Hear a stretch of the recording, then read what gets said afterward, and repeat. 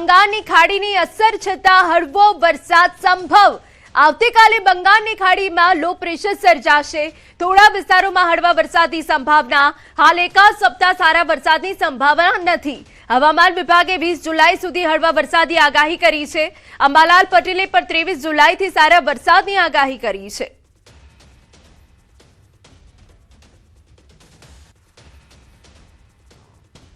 વીસ जुलाई સુધી ભારે વરસાદ નહીં પડે।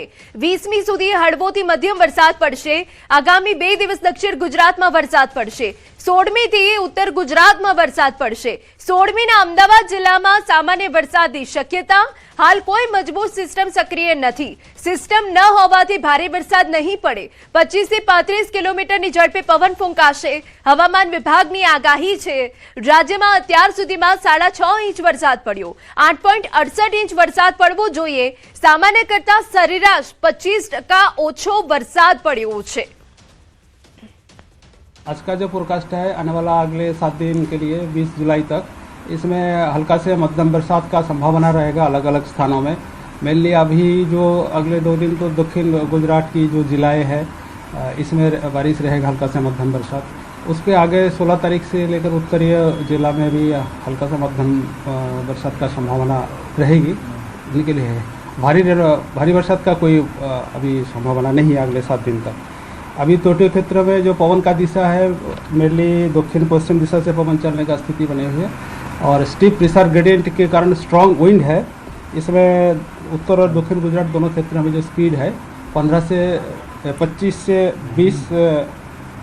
से 30 नॉट गस्टिंग टू 35 नॉट तक होने का संभावना रहेगा और जो आइसोलेटेड रेन शॉवर का भी संभावना रहेगा।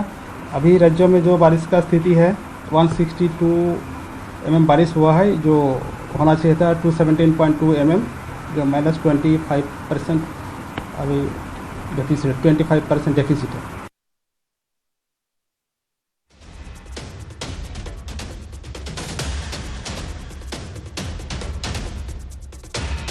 आगाही न्यूज 18 गुजराती पर अंबालाल पटेलની आगाही।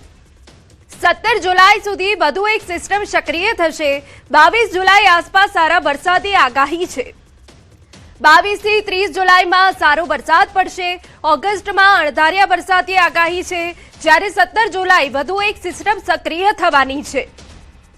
22 જુલાઈ આસપાસ સારા વરસાદની આગાહી છે અને આ સાથે રથયાત્રાના દિવસે હળવા વરસાદની પણ આગાહી। એક 13-14 જુલાઈએ સિસ્ટમ બની હતી, ત્યાંની અસર પૂર્વ ભારતમાં થવાની શક્યતા છે। જ્યારે પૂર્વ ભારતમાં વરસાદ હોય ત્યાંનાથી ઉલટી ખાસિયત ધરાવતા ભાગો સિંધ ભોગવે છે, એટલે દેશના પશ્ચિમ ભાગમાં ન હોય અને પશ્ચિમ ભાગમાં હોય તો આસામમાં ઓછું હોય। આ એકબીજાના વિરુદ્ધ ખાસિયત ધરાવતા ભાગો છે। બીજી સિસ્ટમ તારીખ 17ની આસપાસ બનશે। તે સિસ્ટમના કારણે પણ ગુજરાતમાં કંઈક થોડો ઘણો વરસાદ આવશે, એટલે 20 તારીખ સુધી ત્યાં ઝાપટા આવવાની શક્યતા રહે। પરંતુ જે તારીખ 23મી જુલાઈ આસપાસ સિસ્ટમ બનશે તે સિસ્ટમનો વરસાદ સારો આવશે। કહેવા જઈએ તો તારીખ 22 જુલાઈથી 30 જુલાઈ વચ્ચે ગુજરાતમાં સારો વરસાદ આવવાની શક્યતા રહેશે અને દક્ષિણ ગુજરાતના કેટલાક ભાગોમાં ભારે વરસાદ આવવાની શક્યતા રહેશે। તારીખ 24, 25, 26માં મુંબઈ મહારાષ્ટ્રના ભાગોમાં વરસાદ આવવાની શક્યતા રહેશે। આ અરસામાં દક્ષિણ ગુજરાતમાં પણ વરસાદ આવવાની શક્યતા રહેશે। પરંતુ લગભગ સૌરાષ્ટ્રના ભાગોમાં પણ તારીખ 27 થી 30 જુલાઈમાં વરસાદ થવાની શક્યતા રહેશે। અન્ય બાબતો છે, ઓગસ્ટની શરૂઆતમાં અણધાર્યો વરસાદ થવાની શક્યતા રહેશે, પરંતુ આ માત્ર સરખામણીરૂપ છે। અમે દાવા દોરી કે કોઈ રીતે આમાં અમે બંધાયેલા નથી।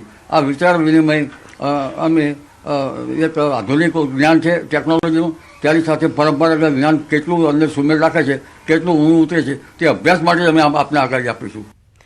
ખેડૂતો માટે ચિંતાજનક સમાચાર। હાલ સારા વરસાદની સંભાવના નહીવત।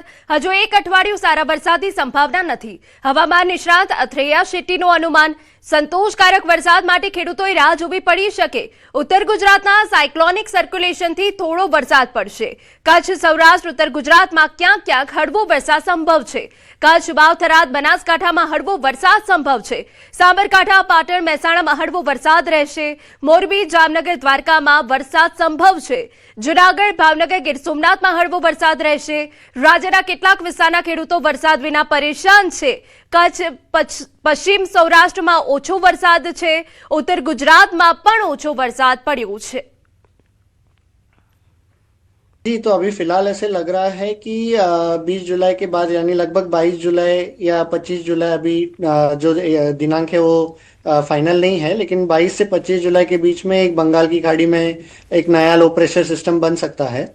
और एक बार ये बनेगा तो फिर धीरे धीरे फिर से ये जो अभी जो बारिश पूरी तरह से रुकी हुई जो स्थिति थी और जो एलिनो की भी जो दबाव है उसको थोड़ी बहुत कम कर सकता है। तो फिर 22-25 जुलाई से फिर से एक बार शेयर जोन गुजरात पर आएगा और जो लो प्रेशर है वो शेयर जोन को वापस दक्षिण की तरफ खींचेगा। तो फिर गुजरात में फिर तभी जुलाई के अंत में हम एक अच्छी राउंड देख।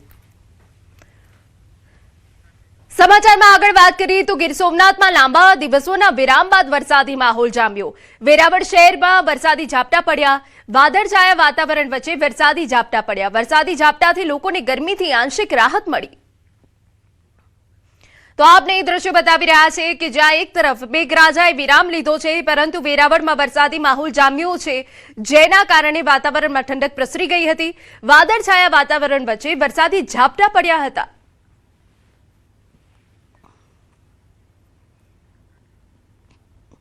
અરવલ્લી જિલ્લામાં વરસાદ ખેંચાતા ખેડૂતો ચિંતામાં મુકાયા છે। વરસાદ ન વરસતા ગામની મહિલાઓ દ્વારા હનુમાનજીને રીઝવવામાં આવ્યા। વરસાદ માટે અનોખી આસ્થારૂપ માનતા તરીકે ઈસરી ગામની 50થી વધુ મહિલાઓ માથે પાણીના બેડા લઈ ચાલતા કંટાળુ હનુમાનજી મંદિર સુધી પહોંચી હતી, જ્યાં તેમણે ભજન કીર્તન સાથે હનુમાનજીને પાણીનો અભિષેક કરી સારો વરસાદ વરસે તેવી પ્રાર્થના કરી।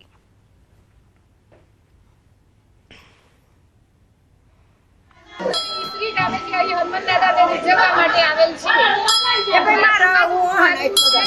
દાદાને રીઝવવાથી વરસાદ આવે છે। રીત ચાલે છે કે જ્યારે હનુમાન દાદાને રીઝવવામાં આવે ત્યારે જરૂર અવશ્ય વરસાદ આવે છે। અમારે હનુમાન દાદાની અમારા સૌના ઉપર મેળ છે।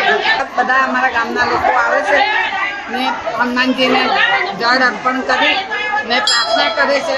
એ પ્રાર્થના અમારી સફળ થાય છે એવું અમે માનીએ છીએ। સમાચાર દ્વારકામાંથી સૌની યોજના મારફતે નર્મદાનું પાણી છોડાયું। બાનવડ પંથકમાં પાણી છોડાતા ખેડૂતોમાં ખુશીની લહેર। બાનવડ તાલુકાના સેઢાખાઈ ગામ સહિત આસપાસના વિસ્તારમાં સૌની યોજના મારફતે પાણી છોડવામાં આવ્યું। વરસાદે લાંબી ખેંચ વચ્ચે નર્મદાનું પાણી મળતા ખેડૂતોની મોટી રાહત મળી। સિંચાઈ માટે પાણી ઉપલબ્ધ બનતા ઉભા પાકની જીવનદાન મળવાની આશા વ્યક્ત કરવામાં આવી। લાંબા સમયથી ખેડૂતો દ્વારા નર્મદાનું પાણી છોડવાની માંગ કરવામાં આવી રહી હતી, જેનો હવે સકારાત્મક પ્રતિસાદ મળ્યો। પાણી પહોંચતા ગ્રામ્ય વિસ્તારોમાં ખુશીનો માહોલ જોવા મળ્યો। ખેડૂતોમાં નવી આશા જાગી।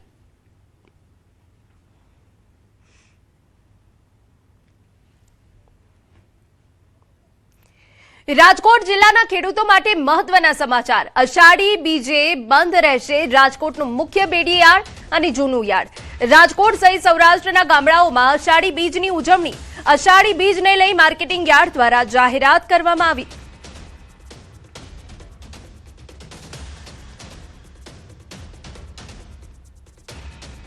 સમાચાર જૂનાગઢમાંથી સક્કરબાગ ઝૂમાં વાઘની પજવણીનો મામલો। પજવણી કરનાર 2 શખ્સો ઝડપાયા। રાજકોટના બોડી ઘોડીના શખ્સોએ કરી હતી પજવણી।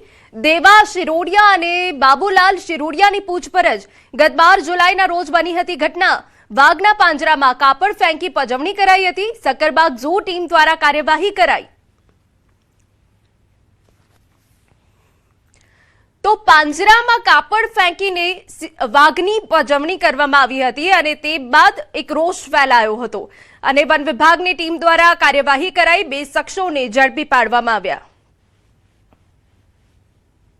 સક્કરબાગમાં ફરવા ગયા હતા, કપડું નાખીને વાઘને હેરાન કર્યો। પ્રાણીઓને ખોટું ખાવાનું કે પ્રાણીઓને ખોટા હેરાન કરશો નહીં કોઈ। ગુના સબબે 2 તમતદારને અટકાયત કરવામાં આવેલ છે, જેનું નામ છે શિરોડિયા દેવાભાઈ નાગજીભાઈ ઉંમર 43 અને શિરોડિયા બાબુલાલ ભીમાભાઈ ઉંમર 35। બંને તોમતદારો બોડી ઘોડીના છે, તાલુકો પડતરી, જિલ્લો રાજકોટ। વાઇલ્ડ પ્રોટેક્શન એક્ટ 1972ની વિવિધ કલમો હેઠળ આ કેસ બાબતે વિવિધ કલમોથી કાયદેસરની કાર્યવાહી કરવામાં આવેલ છે। શહેરમાંથી માનવતાને શરમાવે તેવી હચમચાવતી એક ઘટના બની છે.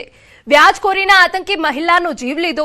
ખાલકપુરા વિસ્તારમાં રહેતી 35 વર્ષીય પિંકીબેને પરિવારના ખર્ચ માટે 5,000 રૂપિયા વ્યાજે લીધા હતા. જે બાદ વ્યાજખોર બાબુભાઈ રાવળે તેમને પોતાના ઘરે બોલાવ્યા હતા, જ્યાં પૈસા પરત આપવા માટે થોડો સમય માંગતા તેમના પર જ્વલનશીલ પદાર્થ છાંટી જીવતા સળગાવી